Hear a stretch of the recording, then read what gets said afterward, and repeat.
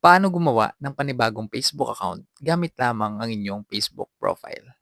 Sa mga hindi pa nakakalam, ay sundan mo lang ang steps nito. Open natin ang ating Facebook at i-click ang three lines o ang menu icon. At i-click mo dito yung arrow sa gilid ng iyong profile. At i-click ang Create Facebook Profile. And then, i-click ang Get Started sa baba. At ilagay mo dito ang pangalan sa bago mong Facebook account. And then, i-click ang Continue sa baba. At i-click ang Create Profile. Wait mo lang hanggang lumabas ang Next. At i-click ang Next. And then, i-click ang Continue. At i-click ulit ang Continue. At dito guys, ay nakagawa ka na ng panibagong account.